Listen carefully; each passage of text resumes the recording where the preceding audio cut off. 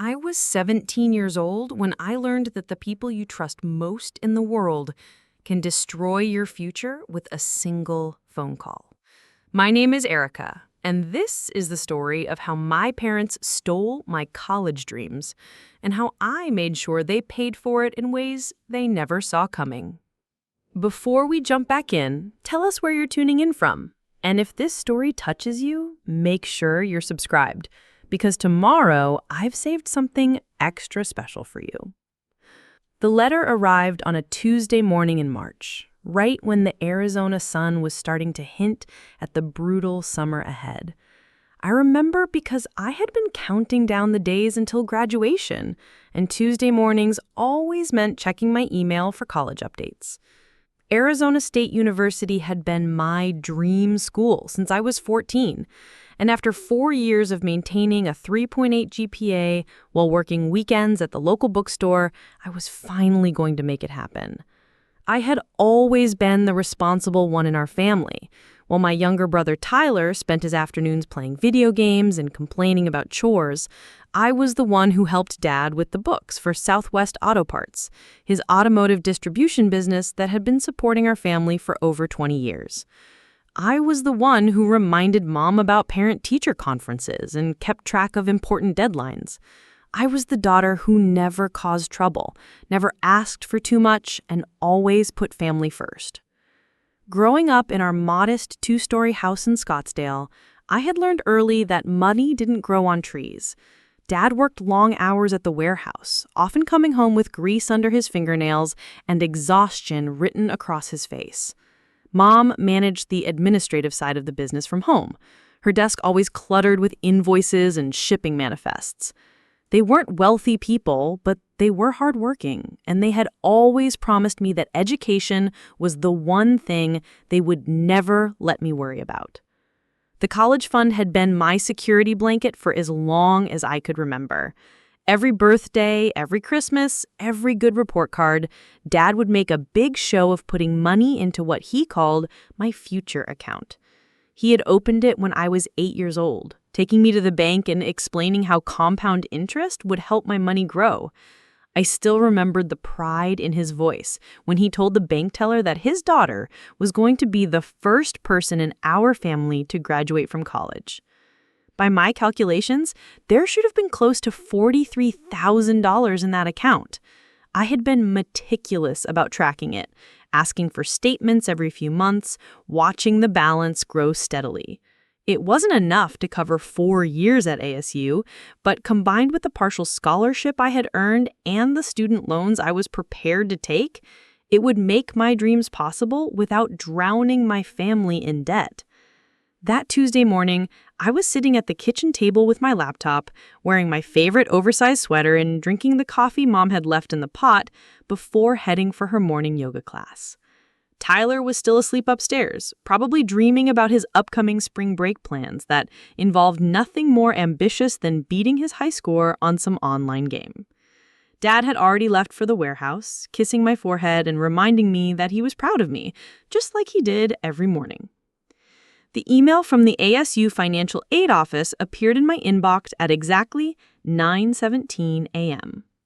The subject line read, "Urgent, tuition payment issue, action required." My stomach dropped before I even opened it. These were never the emails you wanted to see 3 months before starting college. "Dear Ms. Martinez," the email began, "we regret to inform you that the payment for your fall semester tuition has been declined by your bank. The account listed for the automatic withdrawal appears to be closed or frozen. Please contact our office immediately to resolve this issue, as failure to secure payment within 10 business days may result in the cancellation of your enrollment." Preparing and narrating this story took us a lot of time, so if you are enjoying it, subscribe to our channel. It means a lot to us. Now, back to the story. I read the email 3 times before the words actually penetrated my brain. Declined, closed or frozen, cancellation of enrollment. The coffee cup slipped from my hands, sending brown liquid across my laptop keyboard and onto the stack of AP history notes I had been reviewing. My fingers were shaking as I dialed the number for our bank. I had memorized it years ago, back when I first started tracking my college fund balance religiously. The automated system walked me through the usual prompts, and after what felt like an eternity, I was connected to Maria Santos, the customer service representative who had helped me set up online access to my account when I turned 16. Maria's voice was warm and familiar when she answered, but I could hear the hesitation when I explained why I was calling. There was a long pause after I provided my account information, the kind of pause that makes your heart start beating faster even when you don't know why. "Miss Martinez," she said carefully, "I see the issue here. This account was closed yesterday afternoon by the primary account holder, David Martinez. All funds were transferred to account ending in 4729. I can see that you were listed as a beneficiary, but the primary account holder has the authority to make changes without additional authorization." The words hit me like a physical blow. Closed. Yesterday afternoon. Funds transferred. Primary account holder. I had always known that Dad's name was on the account since I had been a minor when it was opened, but it had never occurred to me that he could simply take the money and walk away. My voice came out as barely a whisper when I asked how much had been in the account at the time of closure. $41,812, Maria replied, and I could hear the sympathy in her voice. She had watched this account grow for years, had seen me come in with my birthday money and Christmas cash, always excited to make another deposit. I hung up the phone and sat in the silence of our kitchen, staring at the coffee stain spreading across my homework. $41,000. 9 years of saving, of sacrifice, of dreams carefully nurtured and protected. Gone in a single afternoon while I was at school, probably sitting in calculus class and thinking about which dorm room I wanted to request. The front door opened and I heard Mom's keys jingling as she set them on the hook by the entrance. Her footsteps were light as she walked toward the kitchen, probably planning to ask me about my day and remind me to start thinking about what I wanted for dinner. She appeared in the doorway wearing her yoga pants and carrying her water bottle, her face flushed from exercise and completely oblivious to the fact that my world had just collapsed. "Morning, honey," she said brightly, then stopped when she saw my face. "Erika, what's wrong? You look like you've seen a ghost." I held up my phone, the declined payment email still open on the screen. "The college fund," I said, my voice hollow. "It's gone." Her face went through a series of expressions in rapid succession. Confusion, then recognition, then something that looked uncomfortably like guilt. She set down her water bottle and moved toward me, but I held up my hand to stop her. "You knew," I said, and it wasn't a question. The way her shoulders sagged and her eyes dropped to the floor told me everything I needed to know. "You knew he was going to take it." "Erika," she began, her voice taking on that careful tone she used when she was about to deliver bad news. "Sweetheart, we didn't want it to happen this way. We were going to talk to you about it, to explain everything, but the business has been struggling and we needed—" I stood up so quickly that my chair scraped against the tile floor with a harsh screech. "You needed my college money?" I interrupted, anger starting to burn through the shock. 9 years of my money, and you needed it? "It's not gone forever," she said quickly, reaching for me again. "It's an investment in the family business. Once we get back on our feet, we'll pay it back with interest. You can take a gap year, maybe work for Dad and learn the business side of things. College will still be there next year." A gap year. The casual way she said it, like my dreams were something that could be postponed indefinitely, made something crack inside my chest. I had been accepted to ASU's business program, had already registered for classes, had spent months planning my schedule and researching professors. My roommate assignment was sitting in my email inbox waiting for me to respond. I had orientation in 5 months. "Where is it now?" I asked, my voice deadly calm. "Where is my money right now?" Mom's face went pale. "It's in the business operating account," she admitted.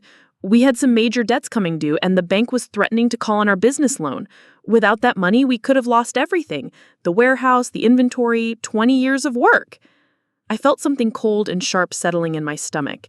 They had stolen my future to save their business, and they had done it behind my back, without a conversation, without even a warning.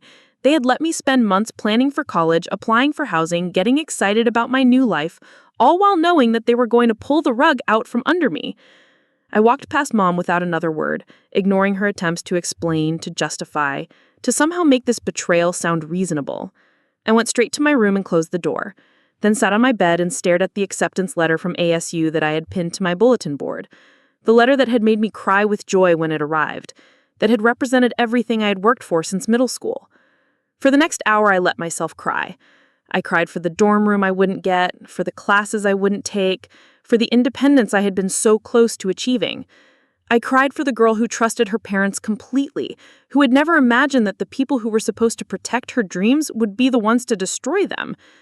But somewhere between the tears and the anger, something else started to build. A cold, calculating fury that felt more powerful than anything I had ever experienced. They had made their choice without consulting me, had treated my future like their personal piggy bank. Now it was my turn to make a choice. I opened my laptop and logged into the online portal for Southwest Auto Parts. Dad had given me administrative access years ago when I started helping with the bookkeeping, trusting me with passwords and account information because I was his responsible daughter who would never do anything to hurt the family business. He had taught me how to navigate their banking systems, how to track payments and manage cash flow, how to transfer money between accounts when necessary. The business operating account showed a balance of $67,000. My $41,000 plus whatever they had managed to scrape together from their regular operations. Money that was supposed to keep their warehouse running, pay their employees, cover their inventory orders for the next month. I sat there for a long time, my finger hovering over the mouse. What I was considering would hurt them, would put their business at risk, might even force them to close temporarily. But they had made that choice when they decided my education was expendable. I thought about all the mornings Dad kissed my forehead and told me he was proud of me, all the times Mom had bragged to her friends about her daughter who was going to college, all the lectures about responsibility and honesty and doing the right thing, delivered by people who had just stolen 9 years of my savings without a second thought. I clicked the transfer button and moved every penny in their business operating account to a high-yield savings account I opened in my name. $67,000, frozen where they couldn't touch it, just like they had done to my college dreams.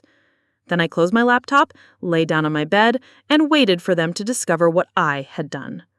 The sound of Dad's truck in the driveway came at 6:30, right on schedule. I heard his heavy footsteps on the front porch, The jingle of his keys, the way he always called out to announce that he was home. Usually, I would run downstairs to greet him, to ask about his day and help him carry in whatever papers or equipment he had brought home from the warehouse. Today, I stayed in my room and listened to the muffled conversation between my parents downstairs.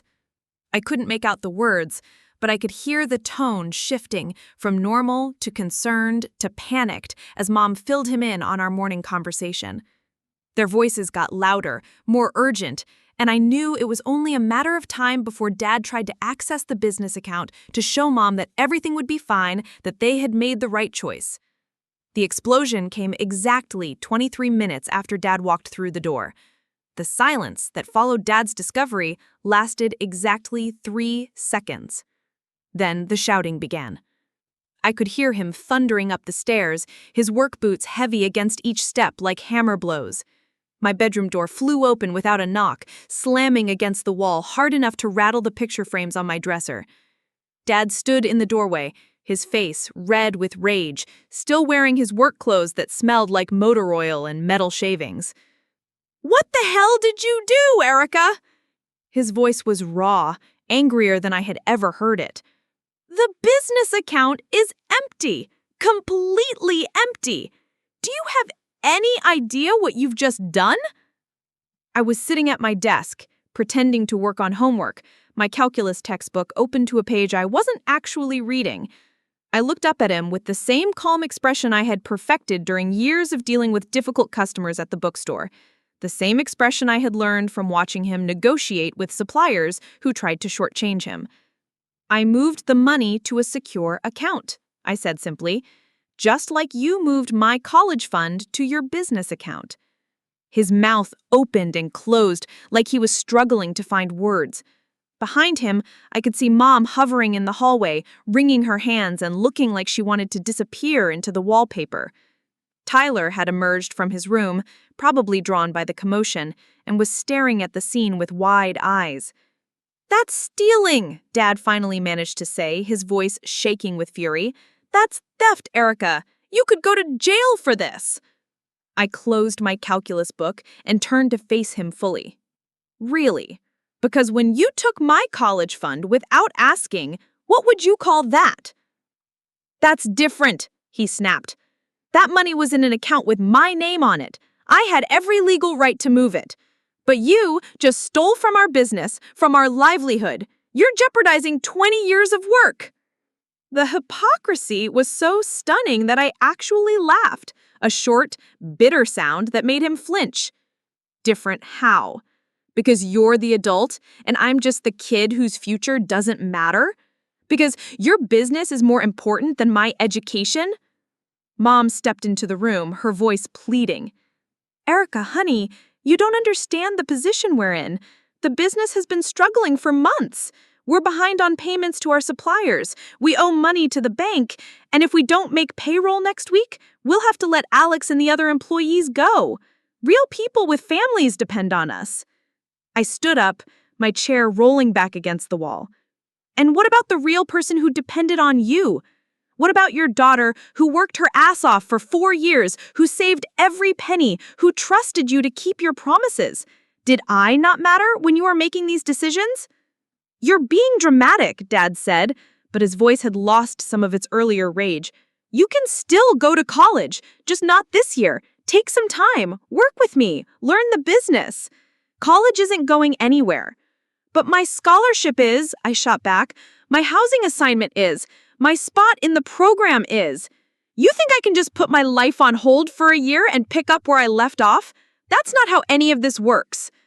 Tyler was still standing in the doorway, looking back and forth between us like he was watching a tennis match. I had never seen him look so uncomfortable, so uncertain about which side to take. Usually, family disagreements were about things like chores or curfews, not about money and futures and dreams being crushed. Erika, Mom tried again, her voice taking on that reasonable tone she used when she was trying to convince me to do something I didn't want to do. We know this is disappointing, but sometimes families have to make sacrifices for each other. When you're older, when you have your own business, your own responsibilities, you'll understand. I will never understand, I said quietly, and something in my tone made both of them stop talking. I will never understand how you could look me in the eye every morning, knowing you had stolen my future, and act like nothing was wrong. I will never understand how you could let me get excited about college, let me plan my classes and pick out bedding for my dorm room, all while knowing you were going to destroy everything. Dad's face was still red, but now it looked more like embarrassment than anger. We were going to tell you, he muttered. We just needed to figure out the right way to explain it. When? I demanded. When were you going to tell me? After I showed up to ASU in August and found out I couldn't register for classes? After I had to call my roommate and explain why I wouldn't be coming? When exactly was the right time going to be? Neither of them had an answer for that. The truth was, they hadn't planned to tell me at all. They had been hoping to somehow replace the money before I noticed it was gone, or maybe they thought I would just accept their decision without fighting back. They had underestimated me, just like they had underestimated how much their betrayal would hurt. Look, Dad said finally, his voice tired now instead of angry. We've made your point, but you need to transfer that money back right now. We have payroll due on Friday, rent on the warehouse due next week, and 3 major shipments coming in that we need to pay for on delivery. Without that money, we're finished. I sat back down at my desk and opened my laptop. The savings account I had created showed a balance of $67,000, earning a modest but respectable interest rate. It would take me exactly 30 seconds to transfer it back to their business account, to undo what I had done and return to the status quo where I was the good daughter who never caused trouble. Instead, I turned the laptop screen toward them so they could see the balance. Now you know how it feels. Now you know what it's like to have your future hanging in the balance because someone else made a decision without consulting you. Mom gasped, her hand flying to her mouth. Erika, you can't be serious. You're going to destroy the business out of spite? Not spite, I corrected. Justice. You took 9 years of my savings to solve your problems. Now your problems are my problems too. Isn't that what you said about families making sacrifices for each other? The look of panic in Dad's eyes was something I had never seen before. He was a man who always had a plan, who always found a way to fix things, but for the first time in my life, he looked genuinely helpless. "The business," he said, his voice barely above a whisper. "Erika, that business is everything. It's how we pay for this house, how we put food on the table, how we've supported this family for 20 years. And my education was everything to me. It was my way out, my chance to build something for myself, my security for the future. But you decided it wasn't as important as your immediate problems." Tyler finally spoke up from the doorway, his voice small and confused. "Are we going to lose the house?" The question hung in the air like a bomb that hadn't exploded yet. I looked at my little brother, really looked at him, and saw the fear in his eyes. He was only 15, still 2 years away from having to think about college or careers or adult responsibilities. This fight wasn't his fault, and the consequences of my actions would affect him too. For a moment, I felt my resolve waver. Tyler didn't deserve to suffer because of this mess between me and my parents. He hadn't stolen my college fund or betrayed Trust. He was just a kid who wanted to play video games and not worry about grown-up problems. But then I remembered sitting in the financial aid office at ASU 6 months ago, filling out paperwork and dreaming about my future. I remembered the pride in my guidance counselor's voice when she told me about the scholarship I had earned. I remembered all the nights I had stayed up late working on applications, writing essays, researching programs, while Tyler was in his room playing games without a care in the world. I closed my laptop and looked directly at Dad. "You have a choice to make," I said. "You can keep my college money and figure out how to save your business some other way, or you can return every penny to my education fund and I'll give you back your operating money. But you don't get to have both." "That's blackmail," Dad said, his voice hollow. "That's negotiation," I corrected. "That's exactly what you should have done with me before you stole my money. You should have come to me, explained the situation, and asked for my help. Instead, you just took what you wanted and left me to deal with the consequences." Mom sank down onto my bed, her face pale. She looked older than she had that morning, worn down by the weight of what they had done and what I was doing in response. "We thought you would understand," she said quietly. "We thought you would want to help the family." "I do want to help the family," I said, "but I also want to have a future. I want to go to college, get my degree, and build a career. I want to be able to take care of myself and maybe even help you guys out someday when I'm established and successful. But that can't happen if you steal my foundation and leave me with nothing." Dad was quiet for a long time, staring at the floor like he was trying to work out a complicated math problem in his head. I could practically see him running through the numbers, trying to figure out if there was any other way to save the business without returning my college fund. "How much time do we have?" he asked finally. I checked my phone. It was almost 7:30 and the bank would be closed until morning. "The money isn't going anywhere tonight," I said, "but neither is mine. You have until tomorrow morning to decide what matters more to you." They left my room without another word, and I could hear them talking in urgent whispers as they went downstairs. Tyler lingered in the doorway for a moment, looking like he wanted to say something, but then he just shook his head and went back to his room. I sat alone in my bedroom, listening to the muffled sounds of my parents arguing in the kitchen below. Part of me felt sick about what I had done, about the fear I had seen in their eyes and the way Tyler had asked about losing the house. But a larger part of me felt something I had never experienced before, a sense of power and control over my own destiny. For 17 years, I had been the good daughter who did what she was told, who trusted her parents to make the right decisions, who put everyone else's needs before her own. But being good had gotten me nowhere. Being trustworthy had made me an easy target. Being selfless had left me with nothing. I opened my laptop again and logged into my email, scrolling through the messages from ASU about orientation and housing and class registration. Each email was a reminder of what I stood to lose, but also what I was fighting for. My parents had made their choice when they prioritized their business over my education. Now I was making mine. I pulled up the bank website and checked my new savings account again. $67,000, safe and untouchable, at least for now. It wasn't my money, not legally, but neither was the $41,000 they had taken from me. We were at a stalemate, and the next move was theirs. My phone buzzed with a text from Jessica, my best friend since middle school.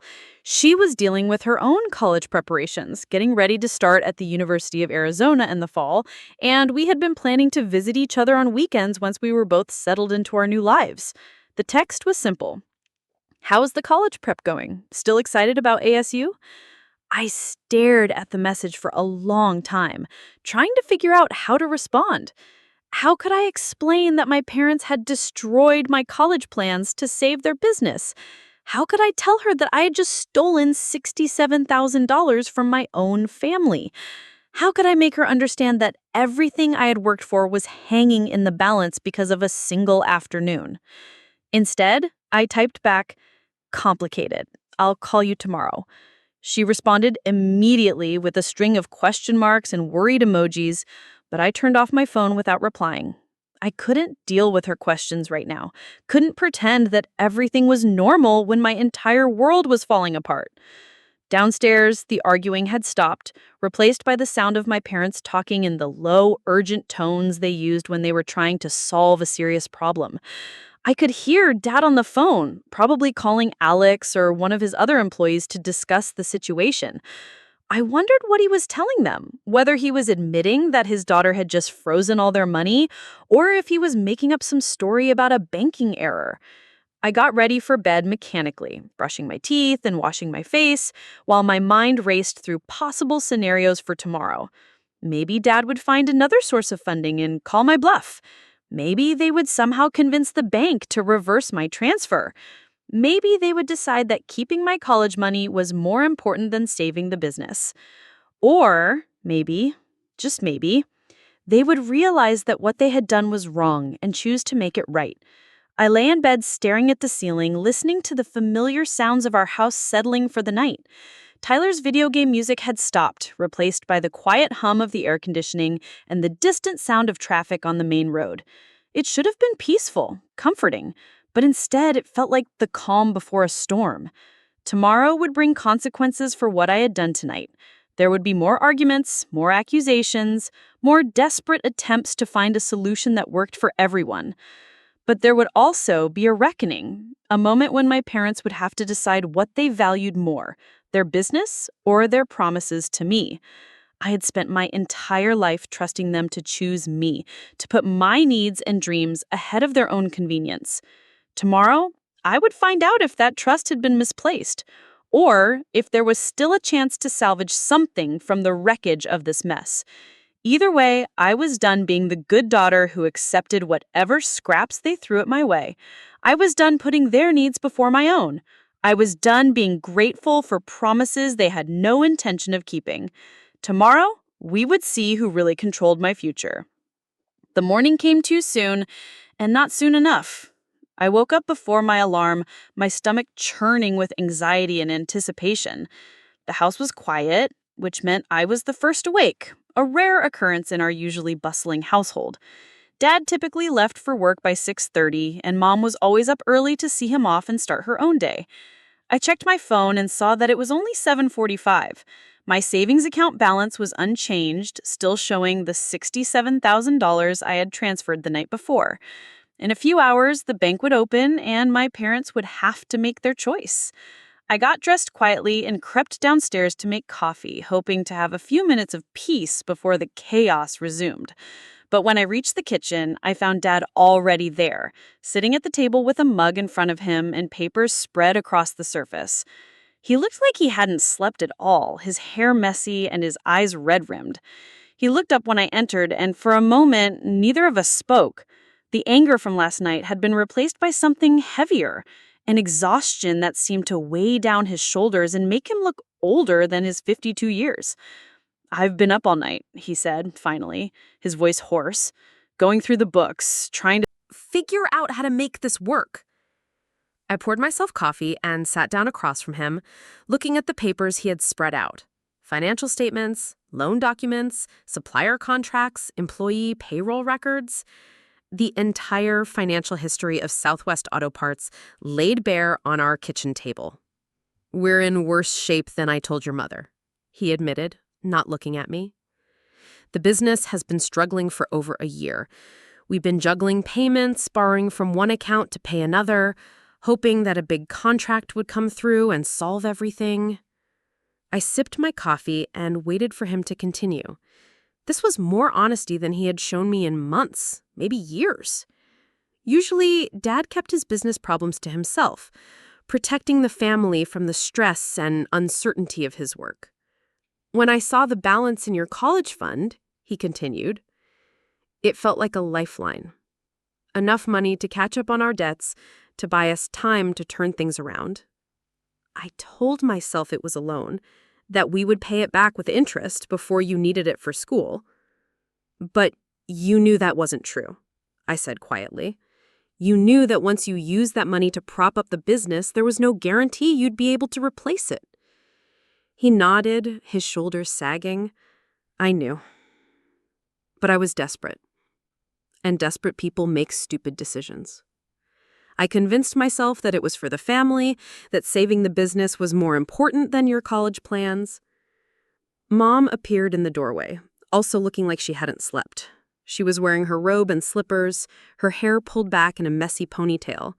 She looked between Dad and me, trying to gauge the mood of our conversation.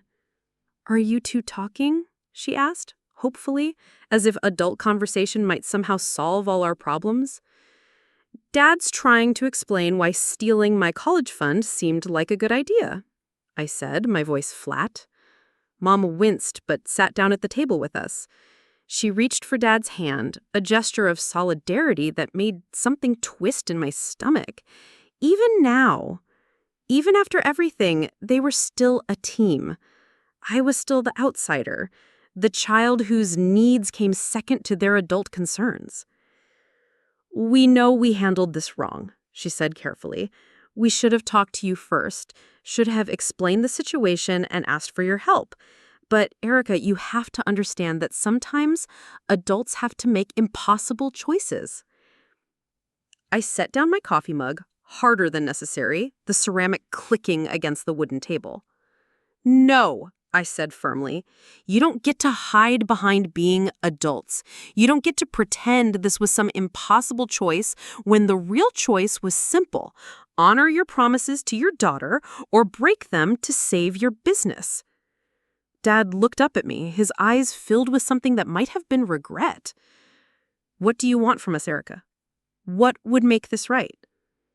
I had been thinking about that question all night, and the answer was surprisingly clear.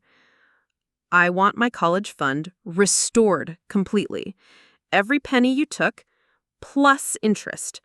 I want a written agreement that the money will never be touched again without my explicit permission. And I want an apology. A real one, not an explanation about why you thought stealing from me was justified. "And in return?" Mom asked, her voice barely above a whisper. "In return, I'll transfer your business money back today. You can go to the bank, explain that there was a family emergency that caused a temporary freeze on your account, and get back to running your business." Dad was quiet for a long time, staring at the papers in front of him. The loan documents seemed to mock him with their red stamps and urgent due dates. Finally, he looked up at me with an expression I had never seen before, something that looked almost like respect. "You're not the same girl you were yesterday," he said. And it wasn't quite a compliment, but it wasn't an insult either. "Yesterday? I trusted you to keep your promises," I replied. "Today, I know better." Mom's eyes filled with tears, but she nodded slowly. "We'll do it. We'll find another way to save the business. We'll take out a loan against the house if we have to, or sell some of our equipment, or ask our suppliers for extended payment terms. But we'll restore your college fund." I felt something loosen in my chest, a tension I hadn't realized I was carrying. It wasn't victory exactly, because everyone had lost something in this mess, but it was justice. And it was a future, and it was proof that I didn't have to accept whatever my parents decided was best for me. "There's one more thing," I said, and both of them looked at me with concern. "Tyler. He doesn't deserve to suffer because of this mess between us. Whatever happens with the business, whatever sacrifices you have to make, his life should stay as normal as possible." Dad nodded, and for the first time since this whole nightmare had begun, he looked like the father I remembered from childhood, the one who had taught me to ride a bike and helped me with math homework and promised that education was the one thing he would never let me worry about. We sat in silence for a few minutes, drinking our coffee and avoiding eye contact. Outside, the sun was starting to rise over the Arizona desert, painting the sky in shades of pink and orange that reminded me why I love this place, despite everything. "I'll need to see the money in my account before I transfer yours back," I said finally. Dad nodded. "The bank opens at 9. We'll be there when the doors open." It was 7:30 now, which meant we had an hour and a half to wait. An hour and a half to sit with the knowledge that our family had been fundamentally changed by this experience, that trust had been broken, and relationships had been damaged in ways that might never fully heal. But it also meant that in an hour and a half, I would have my college fund back. I would be able to call ASU and confirm my enrollment, to register for classes and finalize my housing assignment. I would be able to text Jessica back and tell her that yes, I was still excited about college, still planning to start my new life in August. Tyler wandered into the kitchen, already dressed for school and looking confused by the early morning family meeting. He grabbed a piece of toast and looked between the three of us, clearly sensing that something significant had happened, but not sure if he wanted to know what it was. "Everything okay?" he asked carefully. "It will be," Mom said. And for the first time in 24 hours, I believed her. The next hour passed slowly. Dad showered and put on his good shirt, the one he wore to important business meetings. Mom made breakfast that none of us really ate, moving around the kitchen with nervous energy. I sat at the table with my laptop, double-checking my ASU account and making sure all my college paperwork was in order. At 8:45, we piled into Dad's truck and drove to the bank in silence. The morning traffic was heavy with people heading to work, people who had no idea that the three of us were about to resolve the biggest crisis our family had ever faced. The parking lot was nearly empty when we arrived, just a few cars belonging to employees who had opened early. We sat in the truck for a few minutes, watching the front doors and waiting for the official opening time. Dad turned to look at me, his expression serious. "I want you to know that I'm proud of you. I'm not happy about what you did, but I'm proud of the woman you're becoming. You stood up for yourself when no one else would, and that takes courage." I nodded, not trusting myself to speak. Part of me wanted to forgive him completely, to go back to being the trusting daughter who believed her parents always knew best. But I couldn't unknow what I now knew about how quickly they would sacrifice my dreams for their convenience. At exactly 9 o'clock, the bank doors opened and we walked inside together. The morning light streaming through the windows made everything look clean and official, a place where serious business was conducted and important decisions were made. Maria Santos was working the customer service desk, and she smiled when she recognized me. "How can I help you today, Miss Martinez?" "I need to open a new college fund account," I said, my voice steady and clear, "and transfer Some money between accounts. She led us to her desk and pulled up the paperwork, asking questions about account types and interest rates and beneficiary designations. This time, my name would be the primary account holder. This time, no one else would have the authority to make changes without my permission. Dad signed the papers that transferred $41,812 from the business account back to my college fund. He added an extra $1,000, what he called interest for the inconvenience, though we both knew it was really an apology payment. When the transaction was complete, Maria handed me the paperwork with a smile. "Congratulations on your college plans," she said. "Arizona State is looking to have you." I thanked her and shook her hand, then turned to my laptop and logged into my savings account. With a few keystrokes, I transferred the $67,000 back to Southwest Auto Parts business account. Dad's phone buzzed immediately with a notification from the bank, and I saw his shoulders relax for the first time in 24 hours. We drove home in a different kind of silence than we had driven to the bank. This was the silence of a family that had been through something difficult and come out changed but intact on the other side. It was the silence of people who had hurt each other and chosen to make it right. When we got home, I went straight to my room and called Jessica. She answered on the first ring, her voice full of concern and curiosity about my cryptic text from the night before. I told her everything about my parents stealing my college fund, about freezing their business account in retaliation, about the long night of arguing and the morning resolution at the bank. She listened without interrupting, occasionally gasping or making sympathetic noises, but mostly just letting me tell the whole story from beginning to end. When I finished, she was quiet for a moment. Then she said, "I can't believe you did that. I can't believe you had the guts to fight back like that." "I can't believe I had to," I replied. "But you did," she said firmly, "and you won. You got your college money back, and you proved that you're not going to let anyone mess with your future, not even your parents." We talked for another hour about college plans and roommate assignments and all the normal things 17-year-old girls discuss when their futures are secure and their dreams are intact. It felt good to talk about normal things, to remember that life would go on and that this crisis was just a chapter in a much longer story. After I hung up with Jessica, I sat at my desk and looked at the acceptance letter from ASU that was still pinned to my bulletin board. Tomorrow, I would call the financial aid office and confirm that my tuition payment was on its way. I would register for classes and finalize my housing assignment and start preparing for the life I had always planned. But I would never again assume that my future was safe just because someone else had promised to protect it. I had learned that trust, once broken, had to be rebuilt slowly and carefully. I had learned that sometimes the people who love you most are also the people most capable of hurting you. Most importantly, I had learned that I was strong enough to fight for myself, even when that fight meant standing up to the people I loved most in the world. The business would survive. Dad would find other ways to manage his cash flow problems, would probably have to make some difficult decisions about expenses and priorities. But that was his problem to solve, not mine. My problem was simpler and more important, building a future for myself that no one else could take away. And as I sat in my room that afternoon, watching the Arizona sun stream through my windows and thinking about all the possibilities that lay ahead, I knew I was going to be just fine.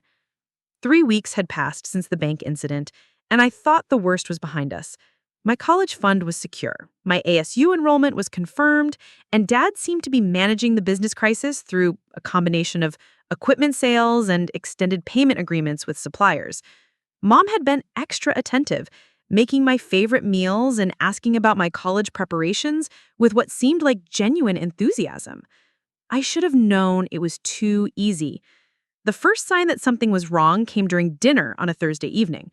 Dad's phone had been buzzing constantly throughout the meal, but he kept ignoring it, cutting his steak with deliberate precision and asking Tyler about his upcoming biology test. The forced normalcy felt performative, like he was acting the part of a father who didn't have a care in the world. Finally, Mom reached over and turned his phone face down. "Whoever it is can wait," she said firmly. "We're having family time." Dad's jaw tightened, but he nodded and took another bite of his steak. Their phone continued to vibrate against the table, an insistent reminder that the outside world was trying to intrude on our carefully constructed peace. After dinner, while Tyler retreated to his room for his usual gaming session, I helped Mom clear the dishes. She was quieter than usual, loading the dishwasher with more care than necessary and avoiding my eyes when I tried to catch her attention. "Is everything okay?" I asked as I handed her the last plate. She paused, her hands still for a moment in the soapy water. "Everything's fine, honey. Your father's just dealing with some business complications, but nothing that can't be handled." The word complications sent a chill down my spine. In our family, complications was code for serious problems that adults didn't want to explain to children. It was the same word Mom had used when Dad was in the hospital with chest pains 2 years ago, and when her sister lost her job and needed to borrow money. I was about to press for more details when Dad appeared in the kitchen doorway, his phone pressed to his ear and his face pale. He was speaking in low, urgent tones to whoever was on the other end, using words like extension and default and immediate payment required. He hung up and looked at us with an expression I had seen once before, 3 weeks ago when he realized I had frozen the business account. It was the look of a man who had run out of options. "We need to talk," he said, and I knew immediately that our fragile peace was about to shatter. We sat in the living room, the same place where we had argued about the college fund, but this time the energy was different. Dad wasn't angry or defensive. He looked defeated, like a man who had fought a battle he couldn't win. "The business loan," he began, his voice steady but hollow. "The one I told you about? The one we were behind on when I took your college fund? The bank has called it in." I felt my stomach drop. What does that mean exactly? "It means they want the full balance paid immediately," Mom said, her voice barely above a whisper. "All of it, $78,000, due within 30 days, or they'll begin foreclosure proceedings on the warehouse and all our inventory." The number hit me like a physical blow. $78,000? More than my entire college fund, more than the business operating account, more than anything our family had access to in liquid assets. "How is that possible?" I asked. "Don't business loans have payment schedules, terms, negotiations?" That looked like shame, because I thought I could fix it. I thought that getting caught up on our other debts would buy us enough breathing room to renegotiate the loan terms. I thought we could make it work. "But you can't," I said, and it wasn't a question. "No," he admitted. "We can't." The silence that followed was heavy with implications. I could see where this conversation was heading, could feel the familiar sensation of being asked to sacrifice my future for their immediate needs. But this time, the stakes were higher and the ask was bigger. Mom was the one who finally said it out loud. "Erika, we know this is asking a lot after everything that's happened, but we need your help." "My help," I repeated flatly. "The house," Dad said quickly, as if speaking faster would make the request less painful. "We could take out a second mortgage on the house.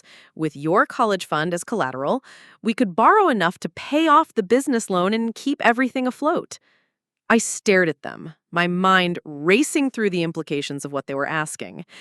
They wanted to use my education money as collateral for a loan that would save their business, which meant that if they defaulted again, the bank could seize both the house and my college fund.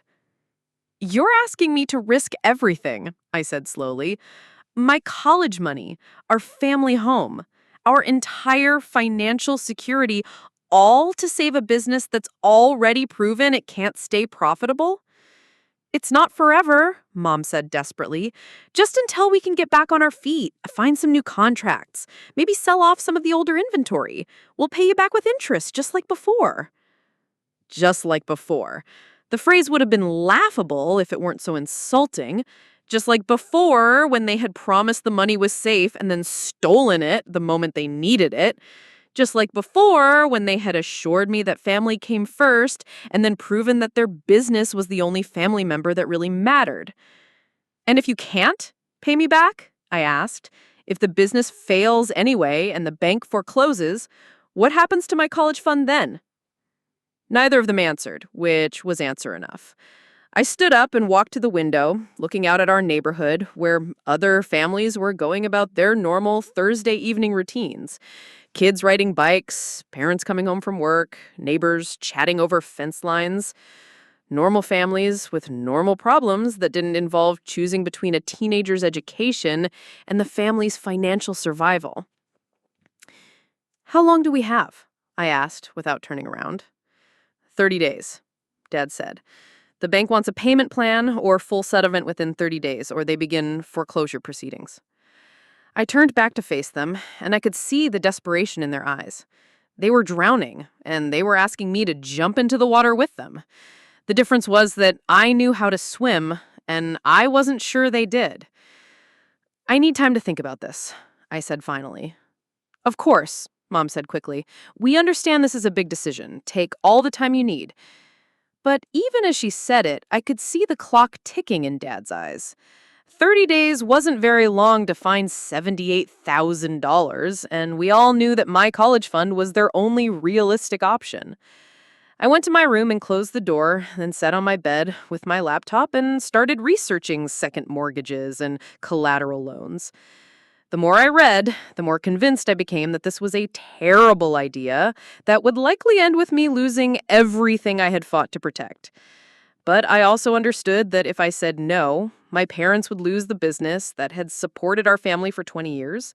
Alex and the other employees would lose their jobs. We might lose the house anyway if Dad couldn't find work quickly enough to make the mortgage payments.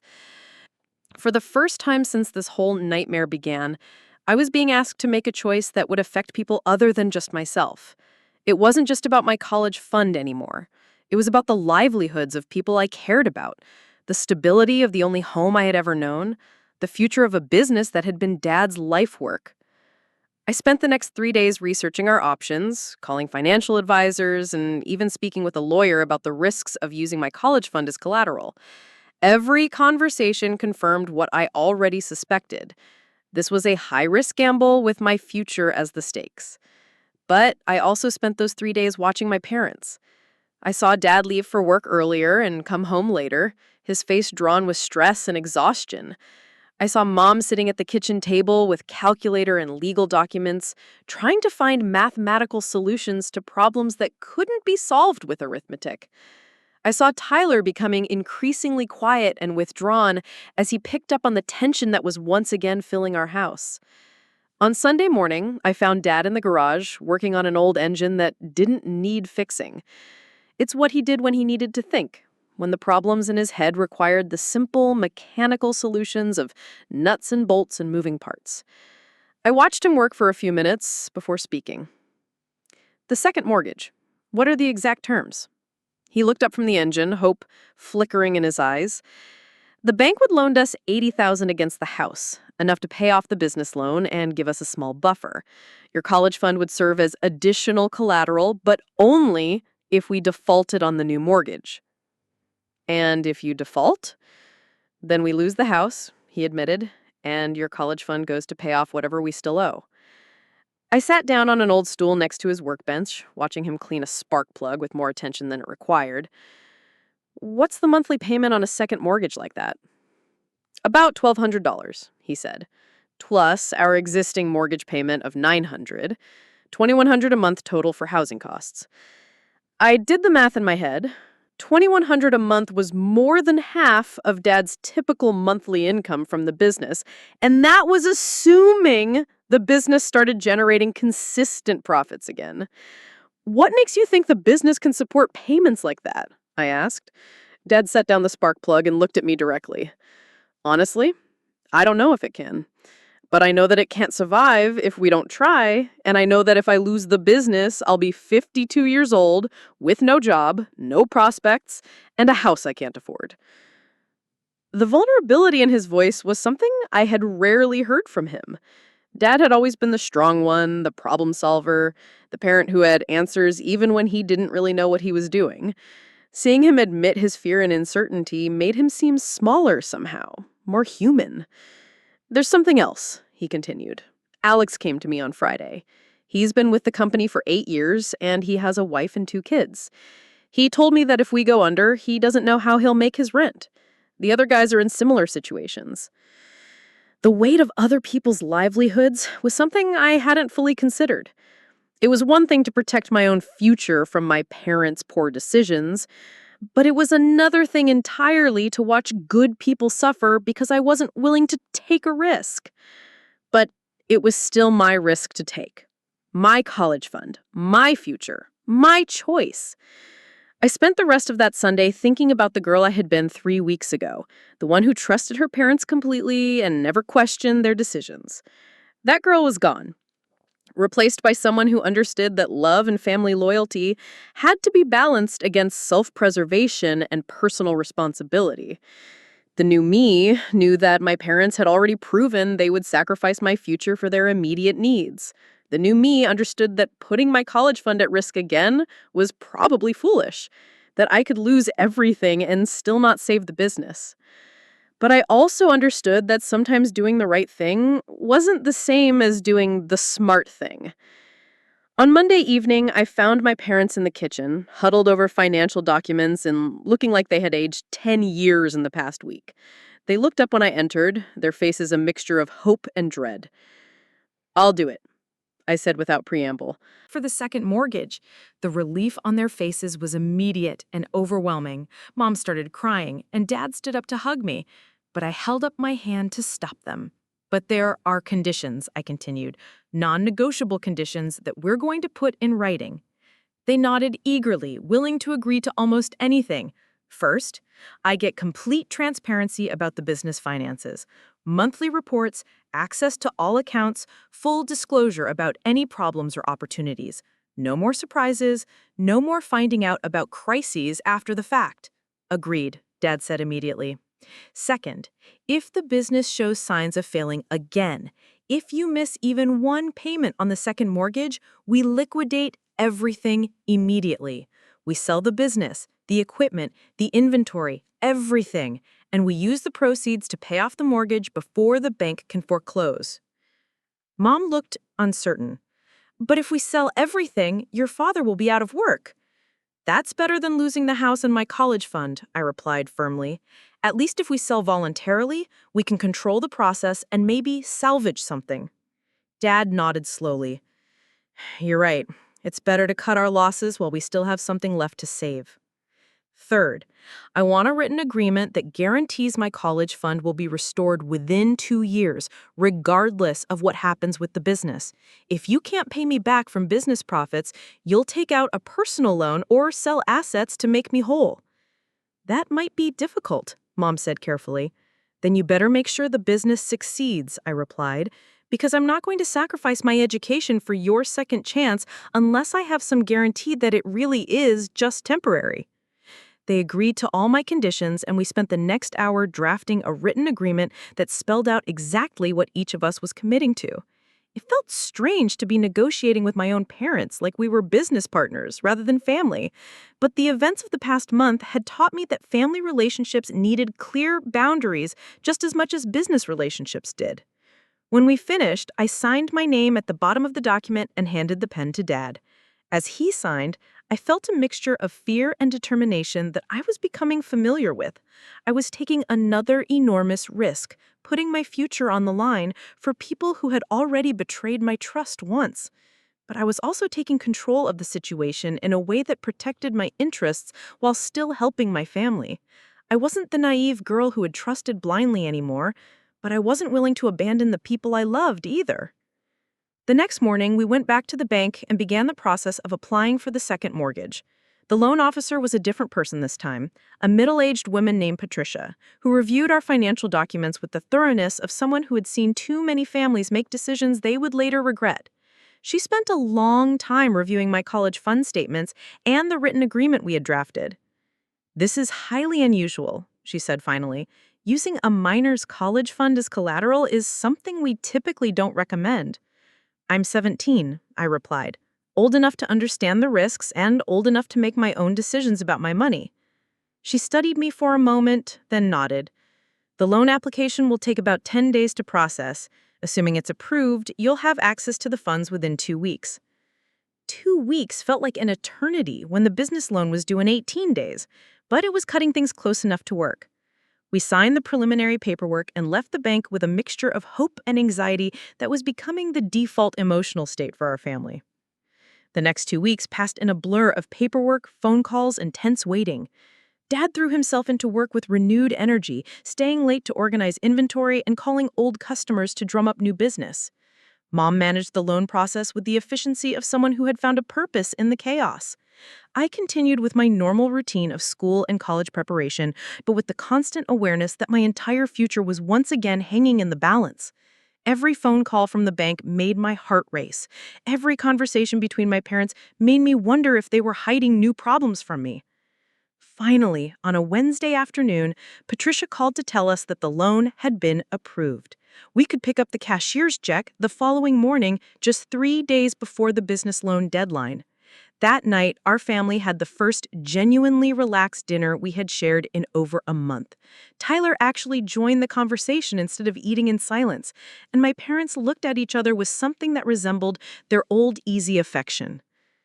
But as I sat there listening to them make plans for rebuilding the business and regaining financial stability, I couldn't shake the feeling that we were celebrating prematurely.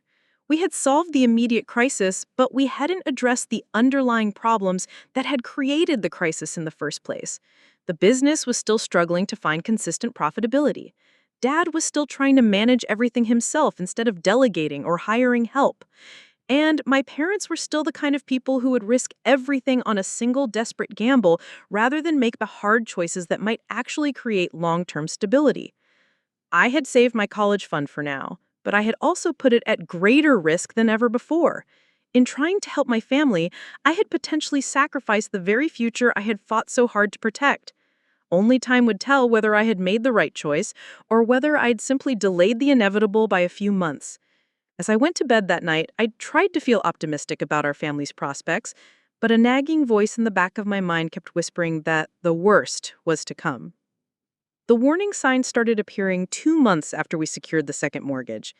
They were subtle at first, the kind of things that could be explained away or dismissed as temporary setbacks. Dad started coming home later again, claiming he was working extra hours to rebuild customer relationships. Mom began checking her phone obsessively during dinner, jumping whenever it buzzed with what she claimed were important business messages. I might not have noticed if I hadn't insisted on monthly financial reports as part of our written agreement. The first report, in July, showed the business breaking even, which was actually an improvement from the previous months. But the August numbers told an entirely different story. I was sitting at my desk reviewing the financial documents Dad had reluctantly provided when I realized that something was fundamentally wrong with the numbers. According to the bank statements, Southwest Auto Parts had brought in $32,000 in revenue during August, but according to the accounts receivable ledger, they were owed $47,000 from customers who hadn't paid their bills. That meant either Dad was extending credit to customers who couldn't afford to pay, or he was lying about how much money was actually coming in. Neither possibility was reassuring. I spent the next hour cross-referencing different documents, trying to understand the full scope of what I was looking at. The more I dug, the clearer it became that the business was in even worse shape than it had been before we took out the second mortgage.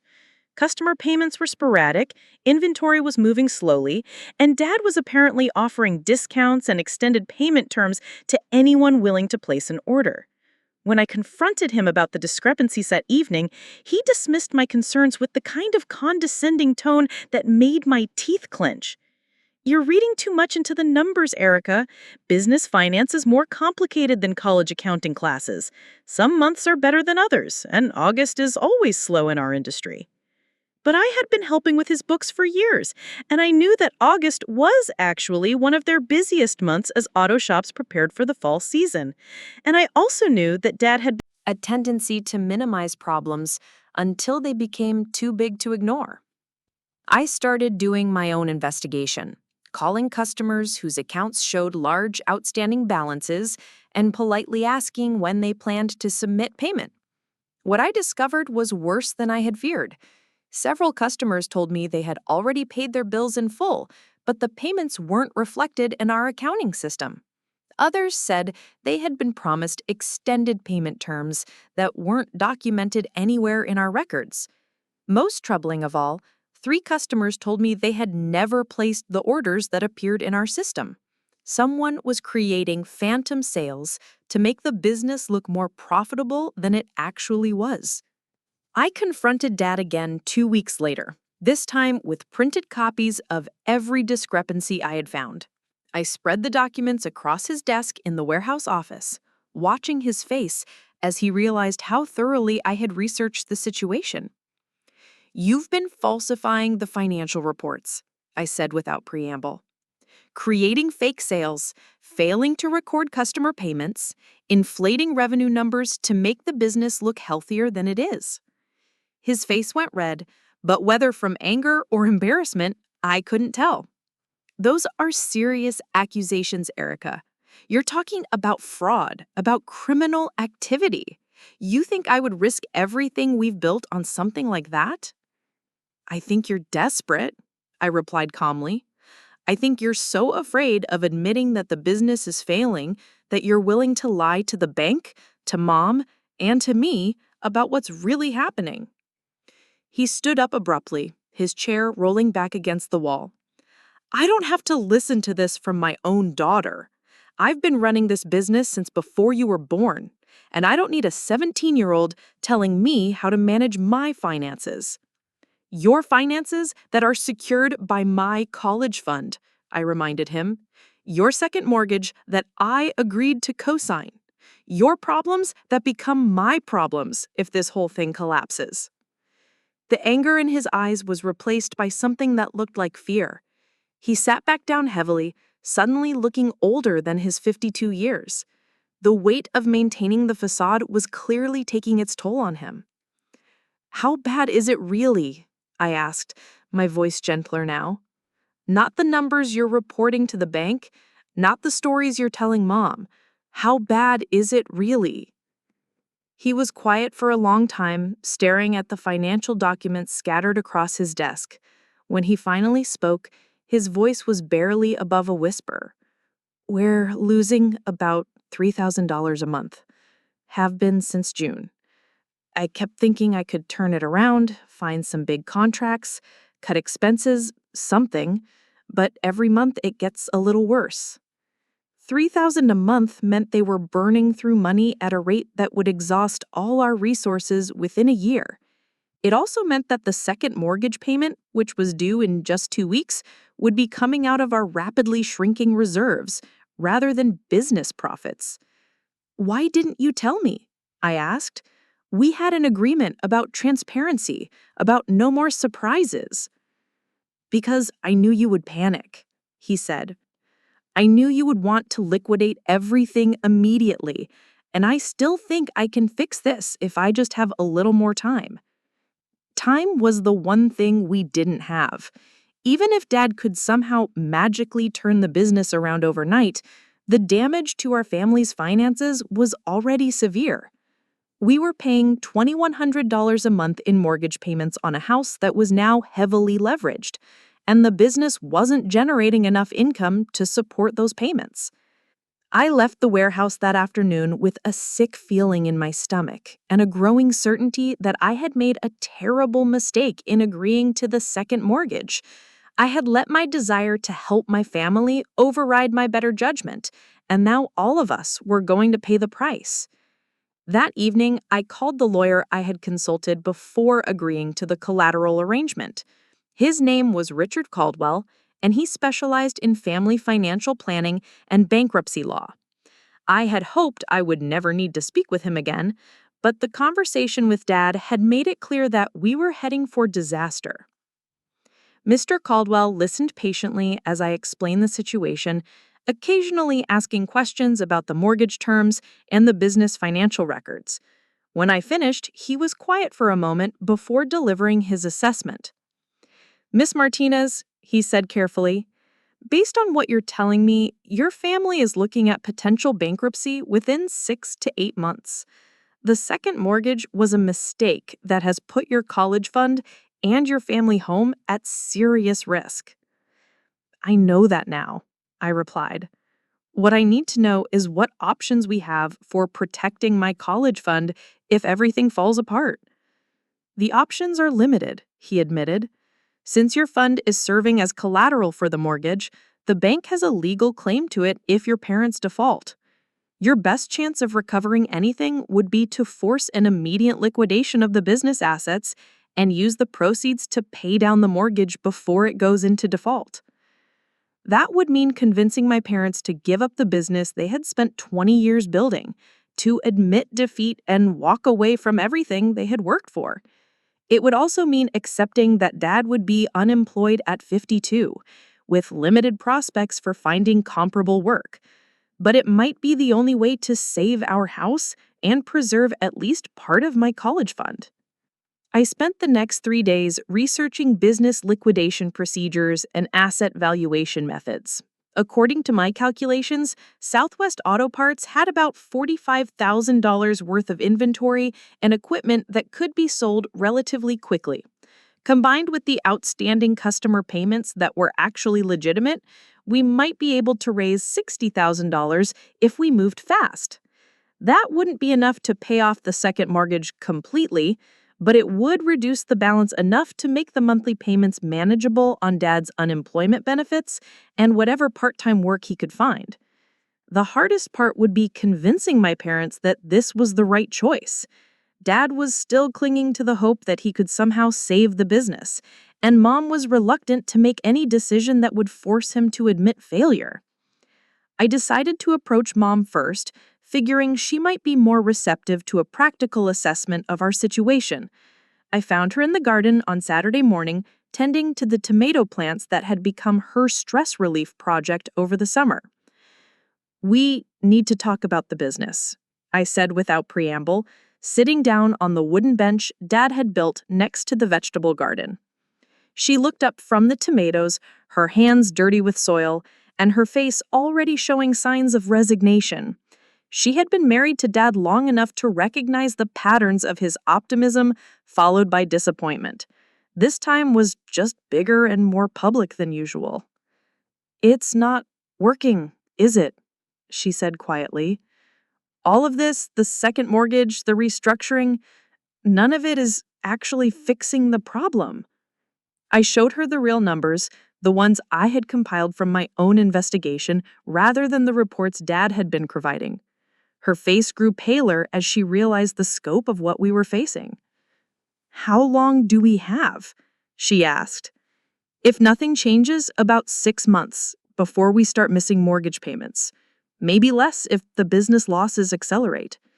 She was quiet for a long time, absently pulling weeds from around the tomato plants while she processed the information. Finally, she looked up at me with an expression I had never seen before, a combination of sadness and determination that made her look like a completely different person. "What do you think we should do?" she asked. "I think we should liquidate the business immediately, use the money to pay down the second mortgage, and start over with whatever we can salvage. It's not going to be easy, but it's better than losing everything." That conversation was the beginning of the most difficult 2 weeks. My life. Convincing Dad to liquidate Southwest Auto Parts was like asking him to amputate his own arm. The business wasn't just his livelihood, it was his identity, his pride, his legacy. Admitting that it couldn't be saved felt like admitting that 20 years of his life had been wasted. But Mom and I presented a united front, armed with financial documents and legal advice that made it clear we had no other realistic options. We scheduled a family meeting for the following Sunday, the same living room where we had argued about my college fund just 4 months earlier. This time, Tyler was included in the conversation. At 15, he was old enough to understand that our family's financial crisis would affect his future too. He sat quietly on the couch, listening as I laid out the numbers and explained why liquidation was our only viable option. Dad fought the decision every step of the way, proposing increasingly desperate alternatives. Maybe he could find a business partner to invest fresh capital. Maybe he could relocate to a cheaper warehouse and cut operating expenses. Maybe he could focus on a different market segment that was more profitable. Each suggestion was met with gentle but firm resistance from Mom and me. We had moved beyond the point where minor adjustments could solve the fundamental problems. The business model wasn't working, the market had changed, and Dad's management style wasn't adapting quickly enough to keep up. The turning point came when Alex, Dad's most trusted employee, requested a private meeting. He had been with Southwest Auto Parts for 8 years and understood the business better than anyone except Dad himself. When he confirmed that he had been looking for other employment because he could see the writing on the wall, Dad's last hopes for a miraculous turnaround finally crumbled. We contacted a business liquidation specialist on Monday morning, a woman named Sandra Walsh, who had helped dozens of small business owners wind down their operations while preserving as much value as possible. She toured the warehouse, reviewed our inventory records, and provided an estimate that was both better and worse than I had expected. The good news was that our inventory was worth about $52,000 if sold quickly through wholesale channels. The equipment would add another $15,000 for a total of $67,000 in liquid assets. The bad news was that the liquidation process would take at least 60 days, and we would need to continue making mortgage payments during that time. We would also lose Dad's income immediately, which meant we would need to cover all our family expenses on Mom's part-time salary and whatever temporary work Dad could find. But $67,000 would be enough to pay down the second mortgage to a manageable level, and it would preserve about half of my college fund. It wasn't the outcome any of us had hoped for, but it was a survival strategy that might actually work. The liquidation began on a gray Tuesday morning in early October. Watching strangers load Dad's equipment onto trucks was one of the most heartbreaking things I had ever witnessed. Each piece represented years of hard work, dreams of growth and success, relationships with customers and suppliers that had taken decades to build. Dad stood in the warehouse doorway, his hands shoved deep in his pockets, watching 20 years of his life being reduced to line items on an inventory manifest. Mom stood beside him, her hand on his shoulder, both of them looking like they were attending a funeral for a dream that had died too young. Tyler and I helped with the paperwork, checking items off the master list and making sure everything was properly documented for the liquidation specialist. It was methodical, bureaucratic work that felt completely inadequate for the emotional magnitude of what was happening. But it was also necessary work that would determine how much of our financial future we could salvage from the wreckage of Southwest Auto Parts. The first customer payments started arriving within a week of the liquidation announcement. Sandra had contacted all the legitimate accounts receivable and offered a discount for immediate payment, which motivated several customers to settle their outstanding balances quickly. By the end of October, we had raised $59,000 from the business liquidation. It wasn't quite as much as Sandra had initially estimated, but it was enough to make a significant dent in our mortgage debt. We used $55,000 to pay down the second mortgage, reducing the monthly payment from $1,200 to about $400. Combined with our original mortgage payment of $900, our total housing costs dropped to $1,300 a month, which was manageable on unemployment benefits and part-time income. The remaining $4,000 went into an emergency fund, a small buffer against the inevitable unexpected expenses that come with any major life transition. But the most important outcome of the liquidation was the preservation of $22,000 from my original college fund. It wasn't the full $42,000 I had started with, but it was enough to cover my first 2 years at ASU if I lived frugally and worked part-time. The relief I felt when Sandra handed me the cashier's check was overwhelming. For months, I had been watching my college dreams slip away as my family's financial crisis deepened. Now, suddenly, I had a concrete guarantee that I could start at ASU in January as planned, even if the path would be more challenging than I had originally expected. But the cost of preserving my education had been enormous. Dad was unemployed for the first time since high school, facing the prospect of starting over in his 50s. Mom was working extra hours at a job she didn't love to help cover our reduced but still substantial expenses.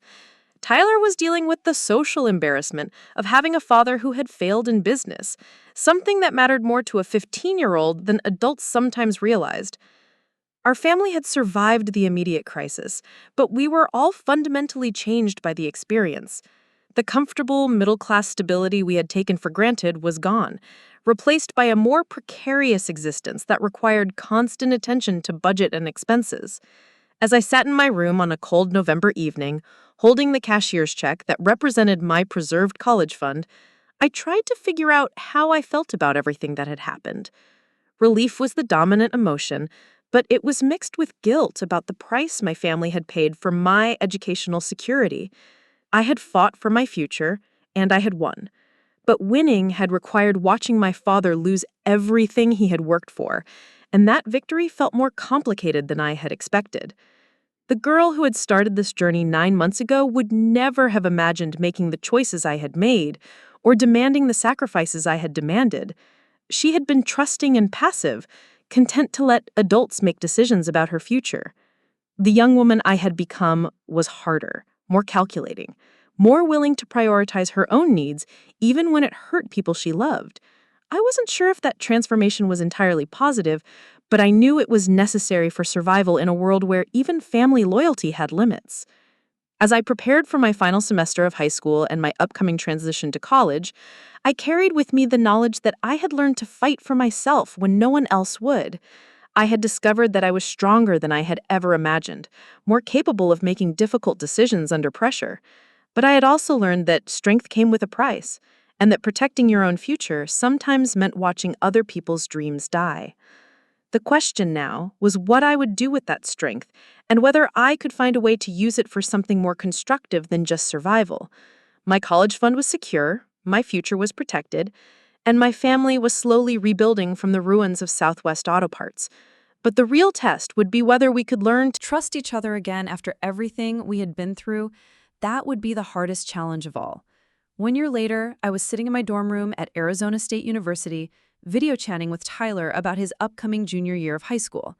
He looked happier than he had in months, excited about trying out for the varsity soccer team, and talking about colleges he might want to attend.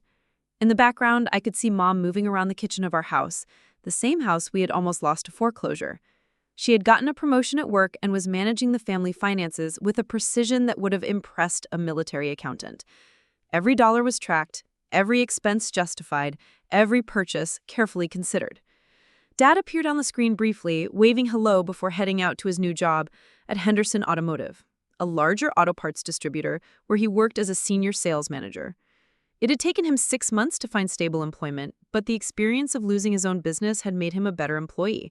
He understood failure now, which made him appreciate success in a way he never had before. The transformation in our family dynamics was remarkable. Dad no longer made unilateral financial decisions, and Mom had become the primary overseer of our household budget.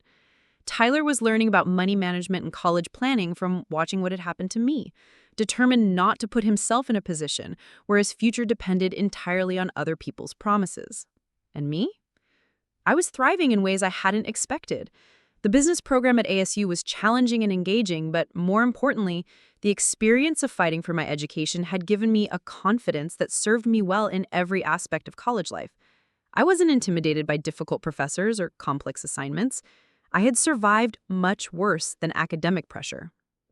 My part-time job at a financial planning firm near campus had grown into something more substantial than I had originally intended. The partners were impressed by my practical understanding of family financial crises and my ability to help clients think through difficult decisions.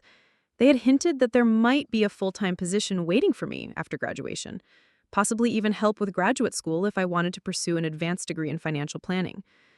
The $22,000 I had salvaged from the Southwest Auto Parts liquidation had stretched further than I had hoped. By living in the cheapest dorm option, eating mostly in the cafeteria, and working 20 hours a week, I was managing to cover my expenses without taking on additional debt. It wasn't luxurious, but it was sustainable. More importantly, I had learned to build financial security that didn't depend on anyone else's decisions. My savings account was growing slowly but steadily, and I was already planning for graduate school funding and post-graduation expenses. Never again would I be in a position where someone else could destroy my future with a single phone call.